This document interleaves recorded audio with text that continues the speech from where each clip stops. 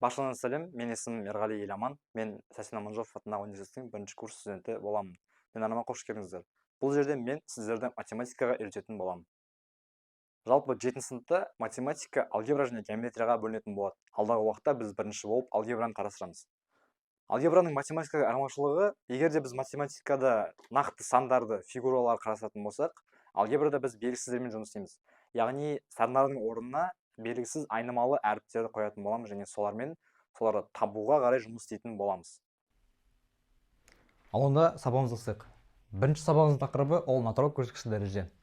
Алгебрада өзара бірінші тең сандардың көбейтіндісін дәрежеге шығару амалы ретінде қарастырады.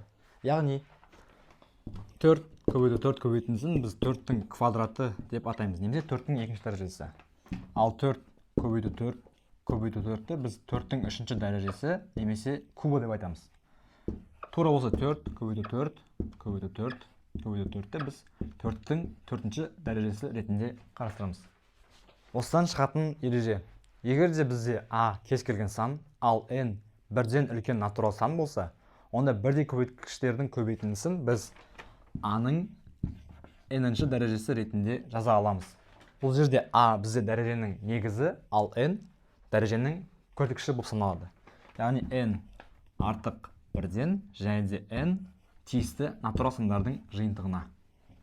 Дәрежелі көрсеткіші бірге тең болса, ол бізде а-ның бірінші дәрежесі болып жазылады, және де а-ның бірінші дәрежесі осы а санының өзіне тең болып саналады.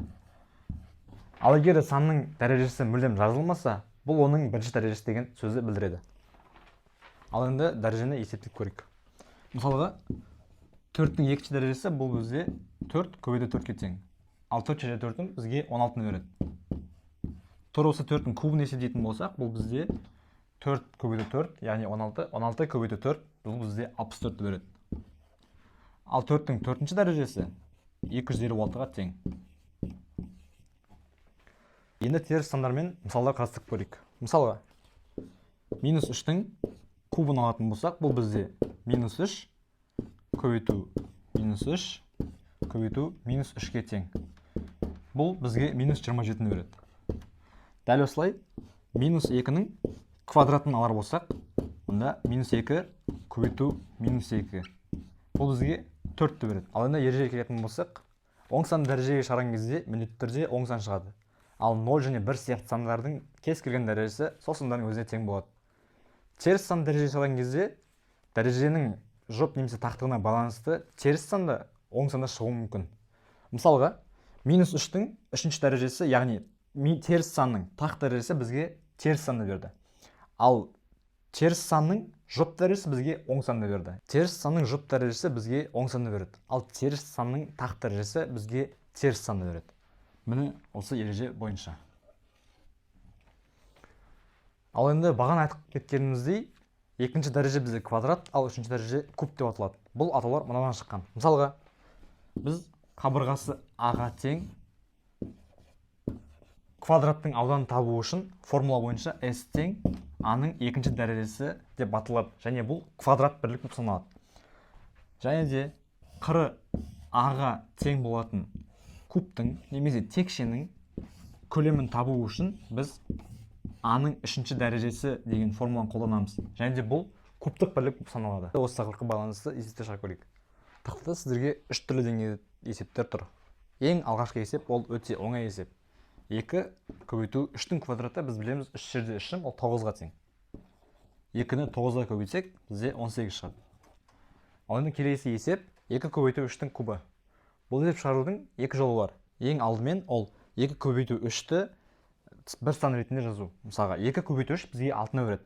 Яғни бұл дәрежені біз 6-ның 3-ші дәрежесі деп айта аламыз. 6-ның 3-ші дәрежесі бізге 216-ны береді. Немесе екінші тәсіл бойынша біз 2 көбейту 3-тің кубын 2-нің кубы көбейтілген 3-тің кубы деп жаза аламыз. 2-нің кубы көбейтілген 3-тің кубы. 2-нің кубы бізде 8, 3-тің кубы 27. 8 көбейту 27 бізге осы 216-ны береді. Ал енді келесі есеп, ол мұқияттылықты қажет етеді. Себебі бұл жерде минус 3-тің 4-ші дәрежесі, минус 2-нің 6-ші дәрежесі деп беріліп тұр. Ал мұнда дәреже жақшаның сыртында емес, 3-тікі ғана болып тұр. Сондықтан минус 3-тің төртінші дәрежесі бойынша 3-тің төртінші дәрежесі бізге 81 береді, ал оның алдындағы минус ол қалады. Яғни бұл былай жазамыз. Минус 3-тің төртінші дәрежесі қосылған минус 2-нің алтыншы дәрежесі деп. 3-тің төртінші дәрежесі бізге 81-ді, ал оның алдындағы минус бізге минус 81-ді береді. Бұған қосамыз. Минус 2-нің алтыншы дәрежесі бізге оң санды береді, яғни 64. Минус 81-ге 64-ті қоссақ, бізде минус 17 шығады. Бүгінгі сабағымызды қорытындылай келе, біз бүгін натурал көрсеткіш дәрежеге амалдар қолдануды үйрендік. Төменгі сілтемеде мен сіздерге осы тақырып бойынша үй жұмысын қалдырып қойдым. Сол үй жұмысын орындап, білімдеріңізді шыңдап көріңіздер. Сіздермен бірге болған мен Еламан ағай. Осы арнаға тіркеліп, лайк басып, қолдап қойыңыздар. Назарларыңызға рахмет.